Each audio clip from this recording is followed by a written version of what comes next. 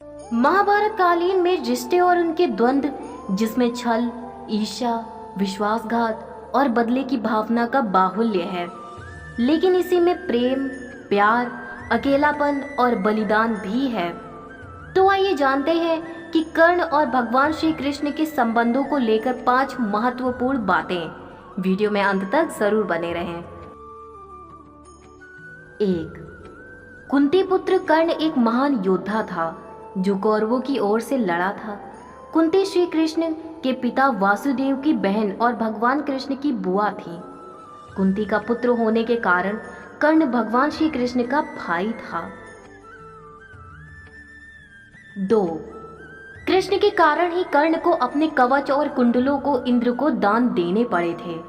दरअसल श्री कृष्ण ने ही अपनी नीति के तहत इंद्र से कहा था कि तुम ब्रह्मांड वेश में कर्ण के द्वारा जाओ और उससे दान में कवच और कुंडल मांग लो, क्योंकि यदि महाभारत के युद्ध में कर्ण के पास उसके कवच और कुंडल रहे तो उसे हराना मुश्किल होगा। 3.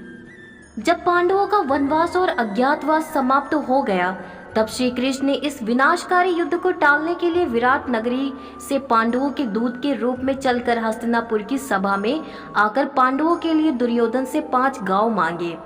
लेकिन जब दुर्योधन ने कह दिया कि बिना युद्ध के तो सुई की नोक के बराबर भी भूमि नहीं दी जाएगी, तो श्री कृष्ण युद्ध को अवश्य भावी मानकर वापस चल दिए थे। कहते हैं कि उस समय हस्तिनापुर से बाहर बहुत दूर तक छोड़ने के लिए श्री कृष्ण के साथ कर्ण आया था। उस एकांत में श्री कृष्ण ने कर्ण को बता दिया था कि वह कुंती का ज्येष्ठ पुत्र है। यह सुनकर कर्ण के पैरों के नीचे से जमीन खिसक गई थी।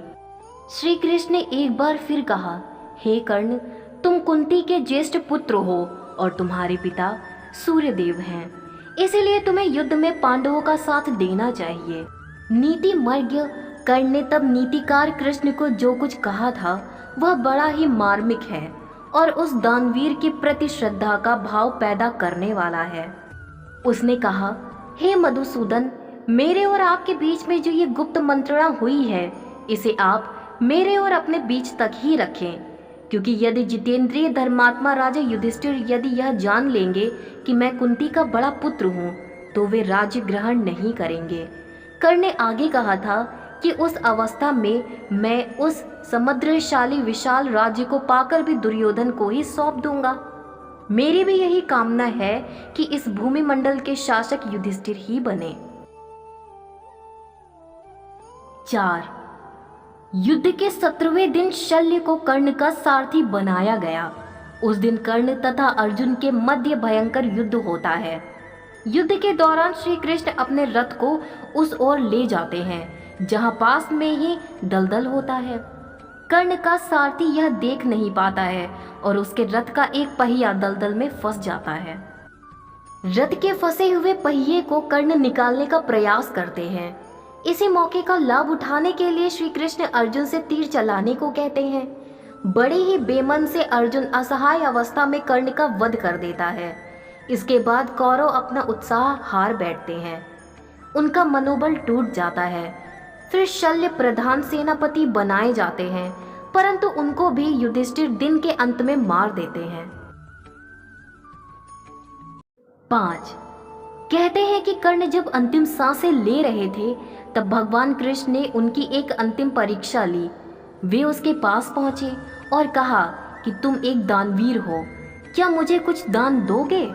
कर्ण के पास उस वक्त कुछ नहीं था, पर उसे ध्यान आया कि उसका एक दांत सोने का है, तो उसने मरणासन्न हालत में भी एक पत्थर से अपना दांत तोड़कर कृष्ण के दान स्वरूप भेंट कर दिया। यह देख भगवान कृष्ण भाव विह्वल हो गए और उन्होंने कर्ण से कोई भी 3 वरदान मांगने के लिए कहा। कर्ण ने कृष्ण से 3 वरदान मांगे। अपने पहले वरदान में कर्ण ने कहा कि कृष्ण जब अगला जन्म ले तो सूत लोगों के उद्धार का कार्य करे। दूसरा वरदान ये मांगा कि कृष्ण अगले जन्म वहीं पैदा हो जहां कर्ण हो। इसके बाद तीसरा वरदान कर्ण ने ये मांगा कि उनका अंतिम संस्कार ऐसी जगह किया जाए जहां कोई पाप ना हुआ हो। इसी वजह से कृष्ण ने कर्ण का अंतिम संस्कार अपने हाथों के ऊपर किया था। तो यह था कर्ण और कृष्ण के बीच के रिश्तों के 5 महत्वपूर्ण रहस्य।